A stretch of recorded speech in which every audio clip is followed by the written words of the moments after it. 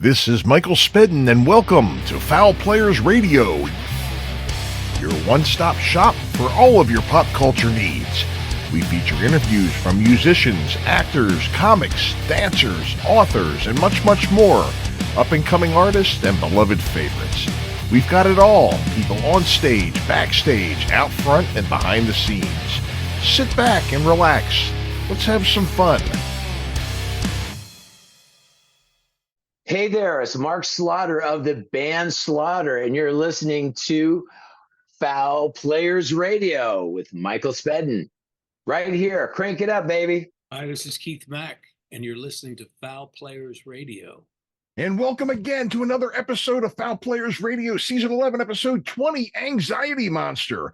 Jacob, Avery, Spencer, and Jared join us to talk about their new material that they're working on, their whole creative process, upcoming tour dates, and much, much more. We had a great time talking to them about playing in the Baltimore, D.C. scene back in my day versus their day, shifty ways to promote your band, and much, much more. Links to all their information is in the show notes. The Foul Players of Perryville are back in action and have upcoming shows on the Western Maryland Scenic Railroad, Fifth Company Brewing, Susky River Beverage Company, Maryland Party Boat, Madigan's Waterfront, and much, much more. If you're interested in booking a show, Foul Players Perryville at yahoo.com or 443-600-0446, and check our regular website, www.foulplayersofperryville.com.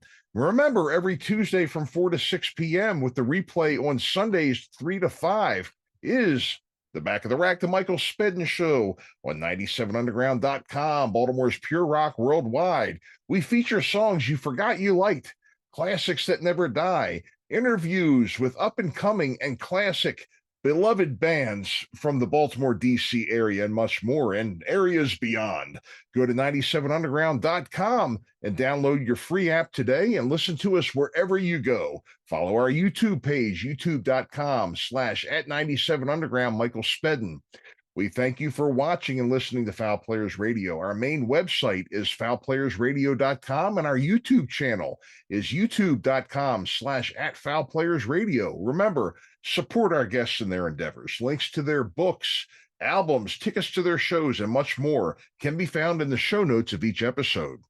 Stick around, folks. We'll be right back with Anxiety Monster. Hey, you're listening to Foul Players Radio. We're Chatterbox. I'm vocalist Billy. I'm Mike, play drums. AJ, bass. Kevin, guitar. Pay attention to this cat. He knows what he's doing. Foul Player Radio. Michael Spedden, listen.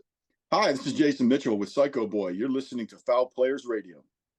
And welcome back to another episode of Foul Players Radio. I'm Michael Spedden, your host, and here we are in season number 11. We've got 11. Our seasons go to 11, and I'm not going to let that go until season 12. So tonight, we have Anxiety Monster from lovely Montgomery County, Maryland, the town of Rockville. We have Jacob, Avery, Spencer, and Jared, Anxiety Monster. So welcome, guys. So, how you been? What's going on? We're doing pretty well. We're coming off a week of doing recording and our first studio sessions. Yeah, just got out the first of shows. Yeah, at the garage last Monday, 2 Mondays ago. A week ago today. Yeah, we did a show like every week for 3 weeks, and then we finished it off with recording. So it felt like a good start writing. That's kind of where we're at now. Yeah. It's kind of our played the same songs over and over and over again. Yeah. All right, well, great. I've heard some of your stuff, and I did get to see you live a few weeks ago. We met each other at Henny Mac's down in Glen Burnie. You were performing that night with the Odd Even, and sounded great. You guys put on a great show, and good material. Kind of reminded me from listening to your stuff and seeing you live. I'm definitely hearing a bit of a Doors influence, a little bit of a avant-garde rock from the 60s kind of style. Some interesting, later 60s sounds, very powerful, but very of the times, I think it's really interesting what you're doing. It's very good and interesting, so tell us a little more about that. Yeah, I mean, so I guess a lot of the stuff we. Tell them what the gods we were outside. You listened to it. The reference you made. Oh yeah, I did listen to the gods while we were outside. Oh, I okay. definitely saw what you were talking about there.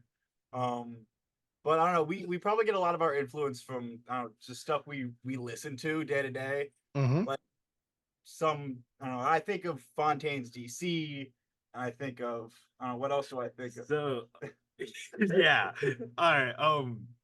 Yeah, I mean, I think when it comes to what makes like our music kind of unique is that we are pretty honest with our playing. We're not really trying to emulate anything. Sure. We do listen. Like, we listen to Fontaine's DC, Destroy Boys, Destructo Disc, Nirvana. I listen to like Bauhaus and stuff, and Jared's Sky. So like, there's music from all over. It's just, I think when it comes down to it, it's the fact that we're not really focusing on that music. Obviously, it'll shine through.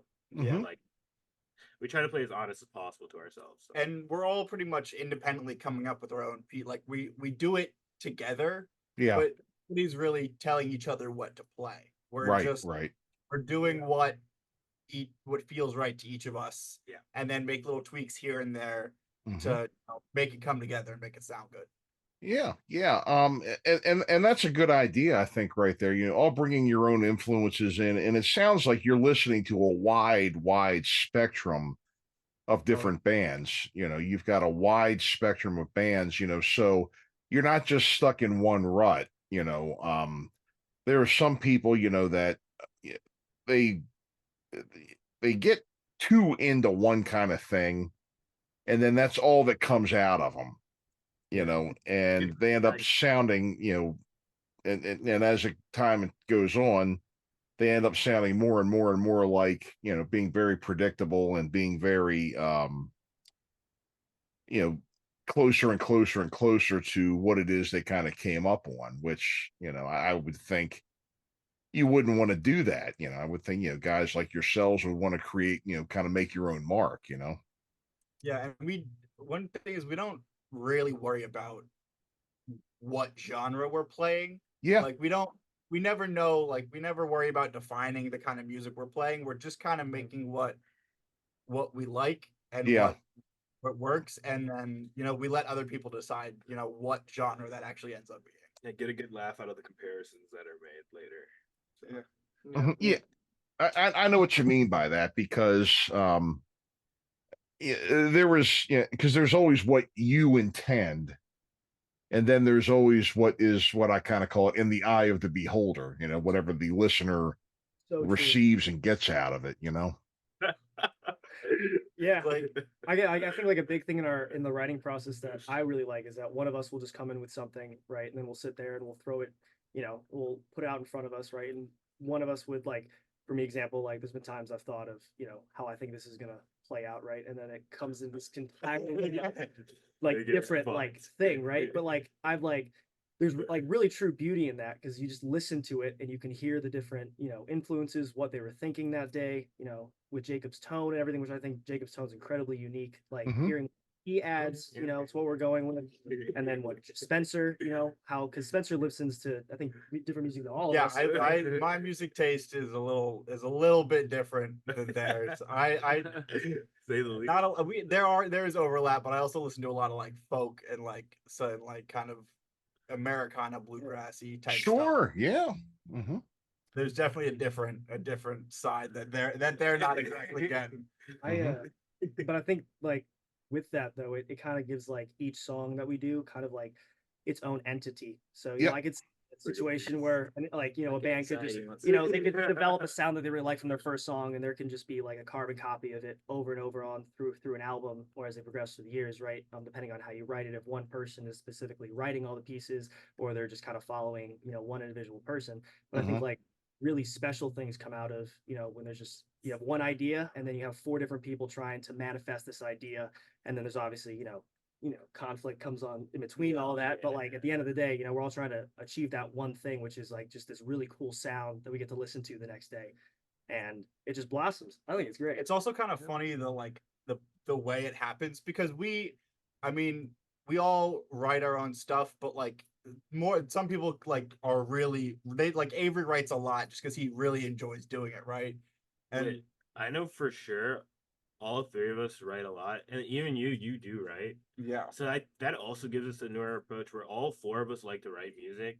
Yeah. So when we come in, we all kind of, even though it's like someone's initial baby, you still have like that perspective of someone who wants to like, you kind of want to just write your own mark into it. Yeah. So it comes to be very distinct. Yeah, and it also allows you to have a nice kind of you have one person who kind of has this first vision for it to keep it on track, but everybody else can come in and make it unique and make it their own. So it's nice to have that balance there. But it's funny because we write a lot of stuff and we'll just jam. Like when we practice, we jam really to warm up.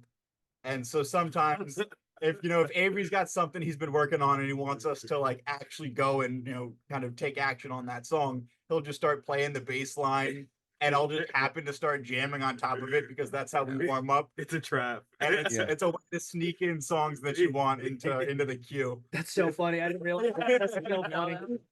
No, I've never taken lyrics from other stuff and like thrown it on top of it. Well, it's hard sometimes because like when you guys put something out and then like I come up like the lyrics going like I'm like, well, like it's fucking impossible sometimes. I can't figure out stuff. So like when I get it, I'm like, yeah, that could be a song. Yeah, dude. Like I come in, I'm sitting on like 20 different bass riffs that I like all of them, and I just wait till there's a moment where either we're gonna jam, so I'll just toss one in, or we're working on a song and I'll be like, oh, I have a thing that might sound good here, and then we know if one of us starts playing at practice just like anything, the rest of us will hop on and just kind of start joining in and kind of doing our own thing on it.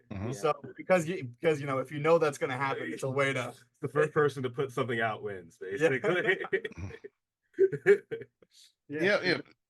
I know what you mean by a lot of collaboration, a lot of just working things out together, and it's always good to take your listeners or somewhere different every time, and it also works with the same thing is true not only with music but with lyrics as well, telling a different story through your songs, taking somebody different, a different experience for every song is really where you want to be, and so I know that you have been you played, I met you at Henny Max, you've had number of other shows.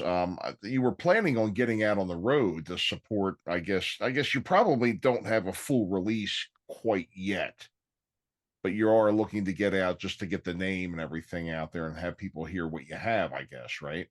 Yeah, we're like we've got a song probably coming out soon that's going to be on our kind of, and our debut EP is probably the best way to put it. Put out a 4-song EP soon. But we're also going on the road with this band Horror Movies in the Morning, which we're really excited about. And we get to go play in Pittsburgh, Pennsylvania. We're playing in Youngstown, Ohio, and that's gonna be a lot of fun. It's our first time really getting out on the road serious like that. So yeah, and first tour is really exciting. But I also know that all four of us, we're like locked in on recording right now. We want to get the EP out as soon as possible because we're really excited for it. Yeah. Like that's always exciting. That's always exciting. And going on the road is too, because it was when I used to go out years ago, it was always interesting to me, how were we going to go over in this other city? And you'll find too, and I'll be willing to bet you half a week's pay. You're gonna play here in this area. You're gonna play Youngstown. You're gonna play Pittsburgh and a couple of the other places. That I think you're planning on going to. People are gonna pick up on different things about you in each place that you go. I'll guarantee that's going to happen, and it's going to be interesting to you too, and it's going to give you a lot more food for thought when it comes to writing and stuff like that too. I hope so. I definitely, yeah, and it makes sense. I mean, it's a fresh perspective culturally when you go into a new town.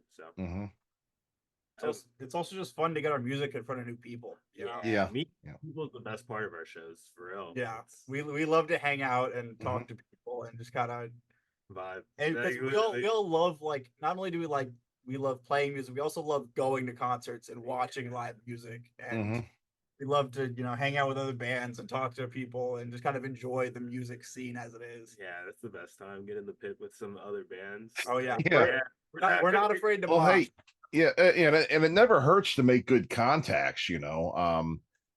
some folks, you could run into some folks out there. They could have you out there again. You could have them come here, develop those relationships for sure. We did Exactly. that quite a bit. I was Baltimore based, but we would do DC quite a bit. We did New York quite a bit, and we'd always make friends with somebody whenever we did it, make a contact. And again, we'd help them get booked down here, that help us get booked, there. And I always enjoyed the DC area scene. Uh, let's be Mr. Sherman and Peabody here and step in the Wayback Machine. I'll kind of tell you what it was like. I know you guys totally didn't get that reference because I'm old. I know. Oh, okay. You guys are, all four of you gave me this look like I was weird or something. So I took longer to process for us. All right, so my heyday of playing, in electric bands was between like 87 and 94. Yeah. And that was hair band central, Baltimore hair band central, and but then there was also like kind of like on the fringe ends of it, like a lot of these REM bands were popping up. REM, like sort of like neo psychedelic, was kind of popping up too, but it was primarily hair band, very homogenistic, very a lot of like a big herd, like a big herd. The minute Guns N' Roses came out, there was like 4 or 5 guys in town with a nose ring and a top hat, and it was just one of those things where it was more or less like there wasn't a lot of risk taking. Let me see this here. Wait a minute. And I hate her. So there wasn't a lot of risk taking. There wasn't a lot of being yourself as much. There wasn't a lot of DC. There wasn't a lot of thinking outside the box. DC was a different ball game.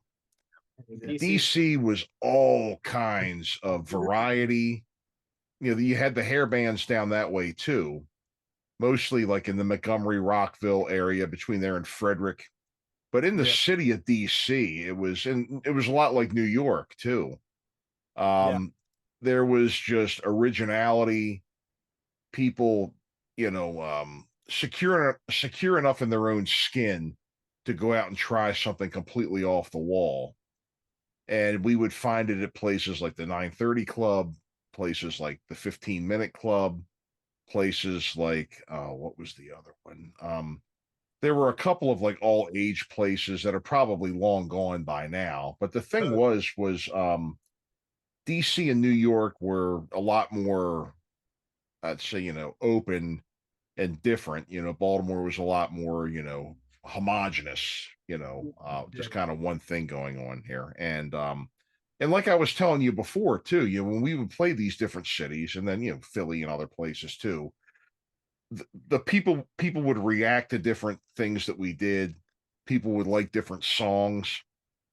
And I really think this will be of benefit to you to get out there, because you'll be able to bring a lot more back to the drawing table, Yeah, definitely. So. And it's fun to hear you talk about like those places, because I know at least Jared and I both, our dads are both drummers who used to play around the area back then.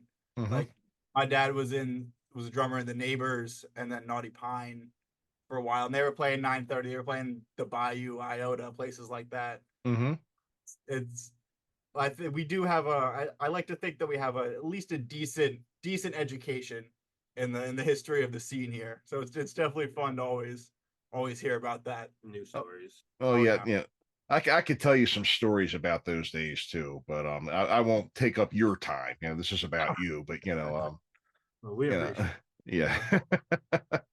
Yeah, either that or but so yeah, so definitely great that you're getting out on the road and letting people hear your stuff and exposing or getting, I'm not going to say exposing yourself, but getting exposure. Yeah, you don't want to be doing that. that'll kill a tour real quick, especially if you're doing all age shows, so we'll forget about that suggestion. But yeah. Yes, not that I would suggest that to anybody either. So well, there's a guy that does it. Guy who does it. Yeah. He did do it when we played with him. Yeah. But we've heard stories. mhm. We'll just leave it at that. A local legend. Yeah. Oh boy, yeah. Oh boy. Yep. So it's good, we had you on 97 Underground. You got some spins on there. Are you, getting any other exposure that way? Have you, worked with, any like college radio stations or anybody networking with or Reached out, I think. Yeah, we haven't gotten in contact with. Oh yeah, we were with. We were featured in this local magazine. That's a really cool DIY magazine called House, HAUS. Oh, sure. And so they did a little feature on us in their second issue there, and they're affiliated with the University of Maryland's radio station. We haven't played on the University of Maryland's radio station yet. You'd definitely be interested, but The it's College Park or Baltimore County? College Park. College Park. Okay, yeah.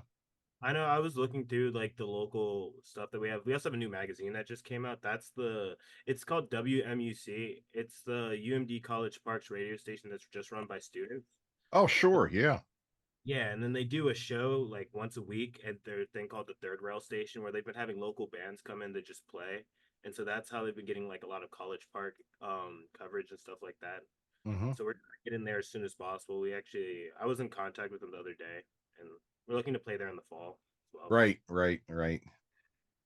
Well, and that's the thing too, I mean, with you can't go wrong playing colleges and stuff too, you got the demographic right there that you're looking for, I'm sure, and you can go out there and you're doing something they like. Believe me, you can become hugely popular. And a lot of people that come in and they are from out of state going to school, they'll take your stuff home with them too and share it with other people. Good way to go, viral. People love to be the first people to hear something and then share it with others. So that's definitely a way to get it done. That's the truth too. It's like, people always want to be first, or they always want to claim that they knew about something like 5 years ago before everybody else knew it. I noticed that when the Guns N' Roses album came out, because when that Appetite of Destruction first came out in '86, didn't go over at first, and then it was kind of re-released like later in '87. Everybody's like, "Oh man, I was listening to that a year ago." Like, yeah, where have you been? You always get people that Don't change. What's that?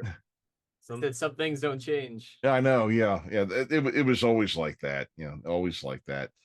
But we have our first two fans though. We know our realist fans. We got them down already. Yeah.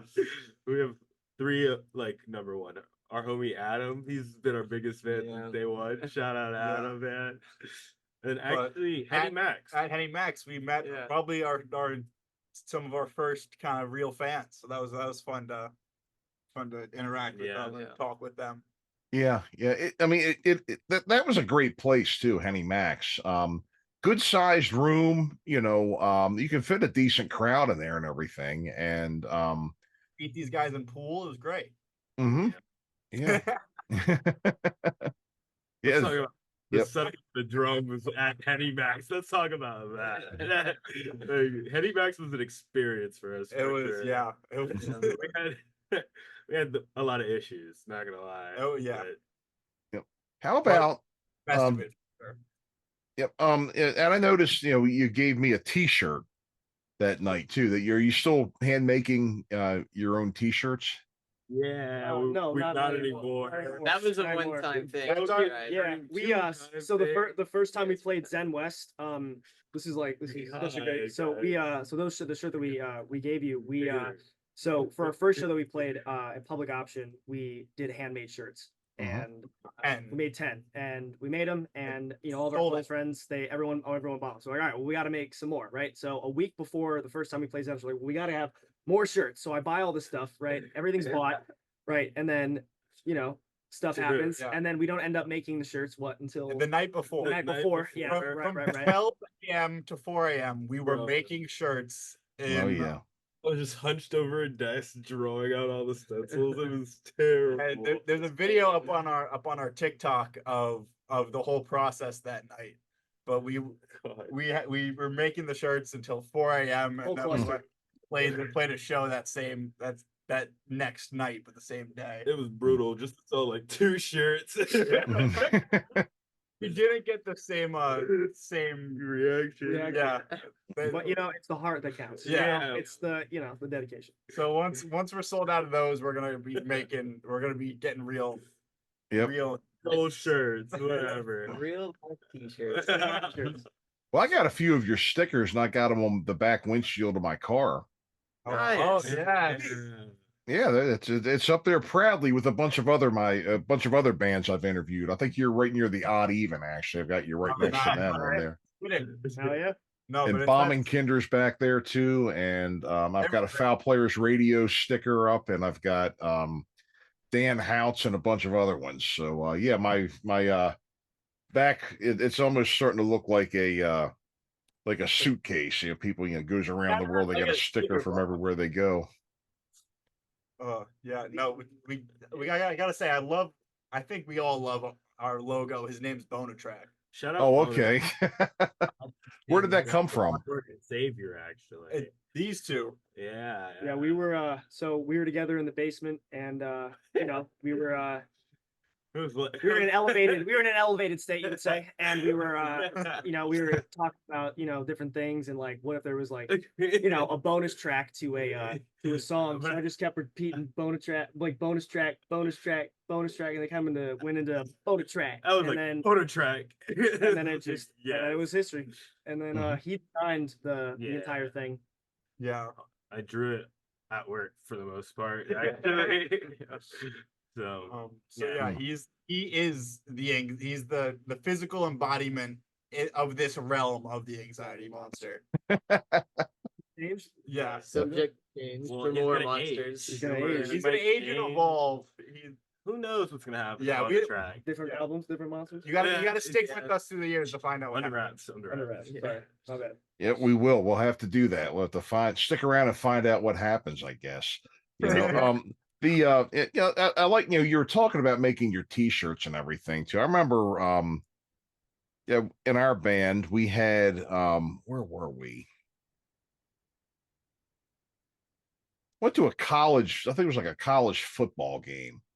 And they had like refrigerator magnets, I guess a good size refrigerator magnets with the team's schedule on it and everything. Yeah. And we swiped a pile of them, and we went home and we cut out our band logo. We just ran off a bunch of copies and made refrigerator magnets and gave them out at shows. Funny enough, I did exactly that with our anxiety monster stickers. I took some of them and put them on a little it was like a vent cover, like a magnetic vent cover. Yeah. And kind of cut it out with a X-Acto knife and turned them into card magnets. So yeah. I love it. Yeah, we did that, and then back in those days too, not everybody could afford to make CDs back then. So a lot of it was cassettes, and I remember friends of ours, a band Red Dye Number 9, who you guys might want to meet and play with. Actually, they're still out playing. That's great. Really cool, they bought. What did they? Oh, they went and they went somewhere and they bought like a big multiple cassette recorder, so you could put a whole bunch of cassettes in and hit record and just play the thing, and you come back an hour later or whatever and they're done. What they did is they bought a bunch of used cassettes. Like some pastor had all these cassettes of his sermons that they never sold, and so they bought them. And they put them in this machine and everything. And what they would do is they all lived together in a house, and whoever was leaving the house had to put 9 tapes or however many it was into the machine, hit record, then leave, But the thing was, it's like they would have on one side, there was like a little bit of tape left. So you would get their songs and then a sermon at the end of a sermon. but we were always doing things like that. You know, we didn't have any money. You know, I mean, yeah, we were, 19, 20 years old, Just like us, bro. yeah, broke, so you found ways to get your stuff out there, And the other thing too was flyering. I don't know if you guys ever go to your venues and give out flyers, but that's definitely, a thing of the past. I think we're planning on doing that for our show over at Brightbox this Oh, summer. okay. Yeah. We definitely talked about doing that the weekend before, going out passing out flyers. Mm-hmm. It's already in the works, actually. We were gonna get we're getting custom flyers made by a homie of mine. So Mm-hmm. as soon as we can, we're just gonna go around giving them out for real, like no matter what. Yeah. Back when I was playing, that was expected. That was expected. It wasn't a question of you feel like giving out flyers. The owner of that club said, you better be in here giving out flyers. Yeah. If you want to show. And we found any way we could to make flyers. We were getting nickels and stuff out of our ashtray in the car, going into the library at school or the public library, and however much change we had, we'd make that many flyers and we would give them out. And but that's how you got to know people. You give them a flyer, talk to them a little bit, talk them into coming out to see you and everything. And so I stopped in 94 because I needed to get my act together in life. Picked it up again in 05 and started playing it like in an acoustic duo, different kind of music. Went out to a club, we got booked. I walked in, started giving out flyers. People looked at me like I had 3 heads. Like, what the hell is this? I'm like, it's a flyer. What's that? I'm playing here. You want to come? No, get this out of here. Like, well, thank you. Jeez. Excuse me. Nowadays, you probably are more likely to succeed if you walk around and just trying to airdrop the picture of the flyer. I was actually like that. Low key is like we'd airdrop it now. Yeah, you could do that. Everyone has it on. I don't know if that's sketchy or not though. It's gonna be like you airdrop it. It's like we could just do both. Anxiety Monster flyer. Yeah. It's like it just you never know what you're gonna get. It's pretty weird. That's a pretty wild idea. Yeah, I guess you could do that. Because people don't like to. You just start clicking it. That's exactly what we're gonna do. Wow. Wow, that's. Let's keep that under wraps, everyone. Let's go to that podcast. Wow, that's an idea for sure, though. Like I said, I can't advocate or not advocate for it, but it's. I'm old, so I'm old, so I didn't come up with that idea. But I do use, airdrop at home. Like you'd accept the airdrop. You probably wouldn't think to go give them out. Yeah, what I do is I take airdrop when I go from my iPad to my laptop to send an audition into my manager. But that's really it. I don't go around like the mad airdrop sniper or anything. See now your iPad, you just have an accept from some random thing, and you click it, and it's a flyer. You're like, no. Yeah. I like their spunk. Yeah, for real. Yeah, really. That's great.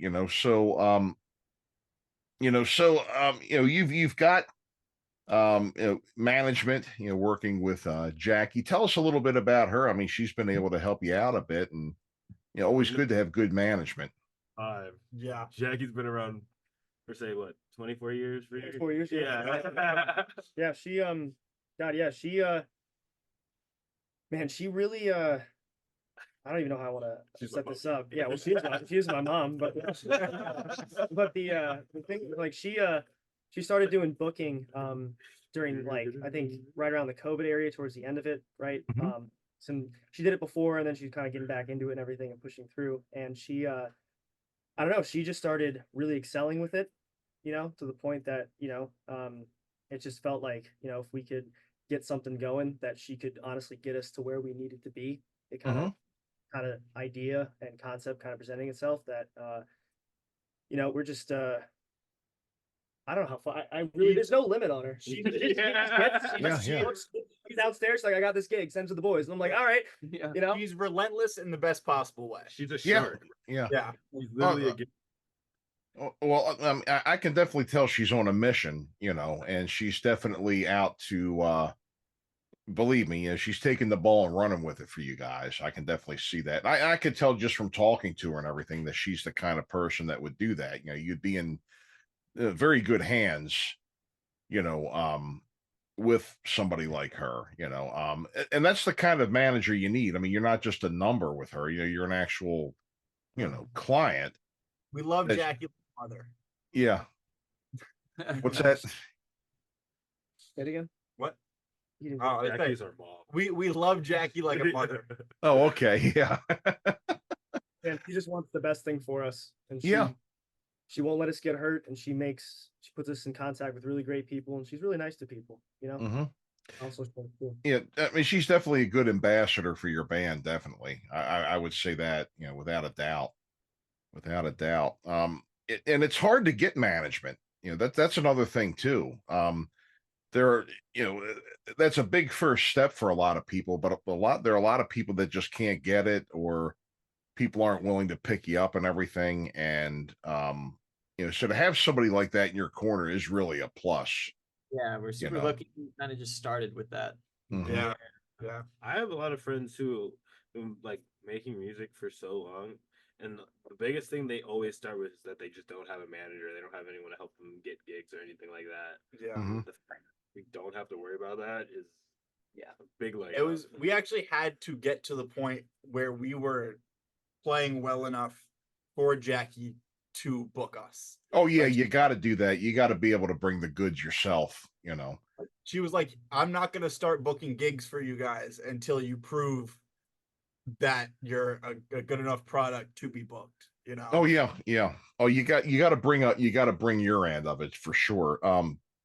But the thing is, it's good to have somebody who's got the experience with dealing with the public, who is able to knows how to talk to venues, knows how to talk to the media for you, to be able to get you these opportunities for the exposure that you need, with them.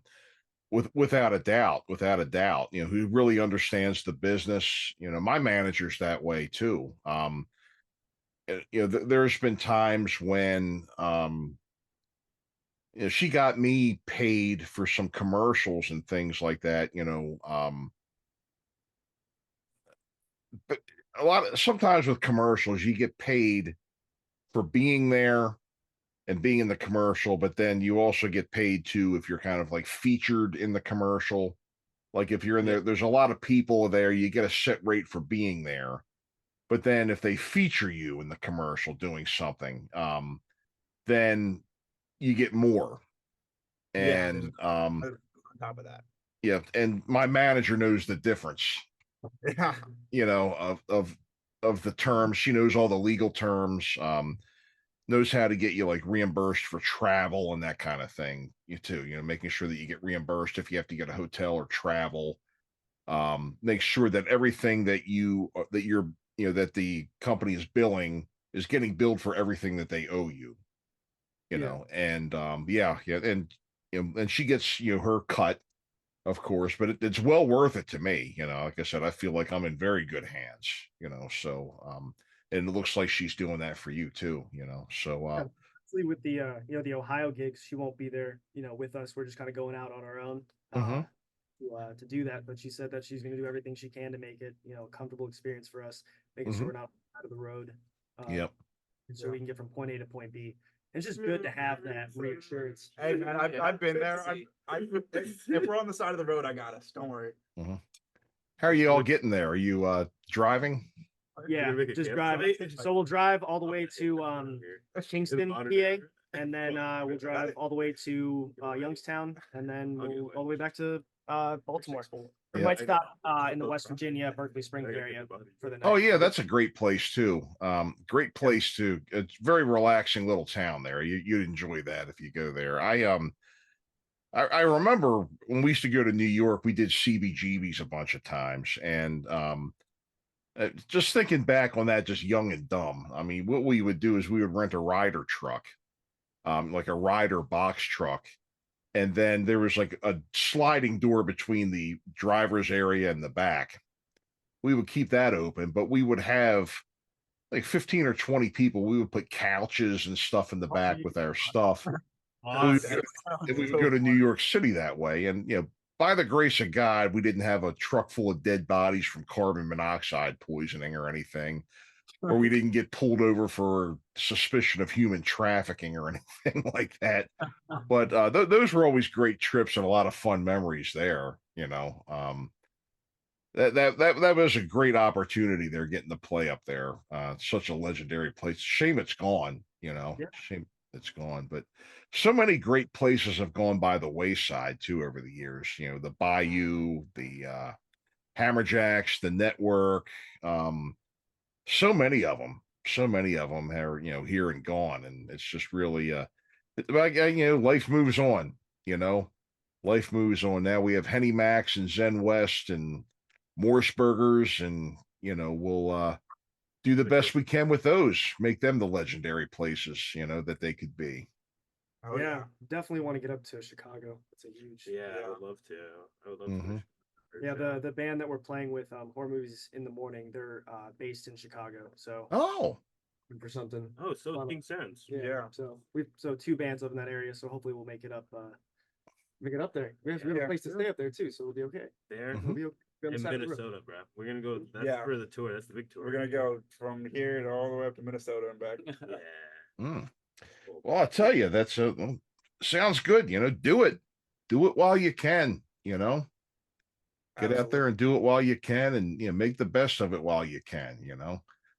So let's do this. Let's do this right. This is what I call the shameless plug portion of the evening, where you can shamelessly plug anything you want to shamelessly plug. Your websites, your social media, shows coming up. You've told us a lot already, but if you want to go over it again one more time for our listeners, that would be great. And go. So our Instagram is Our Anxiety Monster. You can check it out. Oh, Sorry.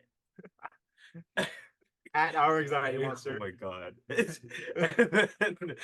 Biggest thing that we want to plug is August 30th. We have a show at Brightbox. We're looking forward to it. Really fucking hype. And we have an EP coming out by the end of the month ish, and within the next month and a half, roughly. Yeah. So those This are summer. two big things. Yep. Let's be hopeful. Anything else, boys? Yeah, so we're also going on Midwest tour with Horror Movies in the Morning. We'll be playing at T2T July 24th and at West Side Bowl July 25th, and then we'll be finishing up at the Depot Baltimore on July 27th. Okay. Said all of our social medias is Our Anxiety Monster. Check us out on YouTube too. We post pretty much all of our Anxiety Yes, Monster. right? No. And YouTube then, has the most footage. yeah, YouTube. YouTube's We a have good a place to check. yeah, we have a YouTube. We have a pretty much all of our live shows are pretty much up to date because we at least I feel that it's good to is like you're talking about exposure earlier. More faces in front of more things to see. So Yeah. see the performance. That's really it. To be honest. Well, great. Well, folks, you heard them here and you know where to find them, everything. Anxiety Monster. So, guys, thanks for coming and joining us tonight. Again, we had Jacob, Avery, Spencer, and Jared. Great to have you on. It was great to meet you the other week and everything. And all the best of luck with the tour and the material. And come back anytime and see us. We're glad to have you again. Absolutely. Awesome. Thank Love you to be for back. having us. Thank you for having us. Yeah, it was great meeting you. Right. And you heard it here, folks. Anxiety Monster. All of their contact information will be in the show notes. So we will see you all next time, folks. Thanks for listening.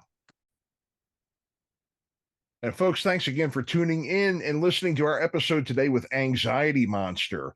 It was great to talk to these guys about their upcoming tour dates, their new material, and so much more. Links to all of their information, all their social media can be found in the show notes. Remember, the Foul Players of Perryville have a murder mystery show coming to you.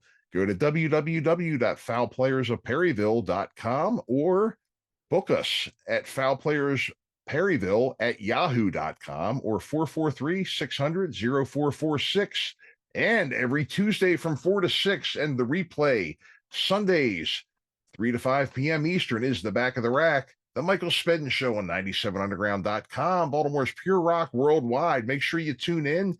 You can also see our interviews, our interviews on our YouTube page, youtube.com/@foul, youtube.com/@97underground, Michael Spedden. Also, download the free app. You can listen to us wherever you go. We thank you for watching and listening to Foul Players Radio. Our main website is foulplayersradio.com. Our YouTube channel, youtube.com/@foulplayersradio. Remember, please support our guests in their endeavors. Links to their books, albums, tickets to their shows, and much more can be found in the show notes of each episode. Also, remember, hit that like and subscribe button and leave us a fair review. And folks, we'll see you all next time. This is Michael Spedden signing off.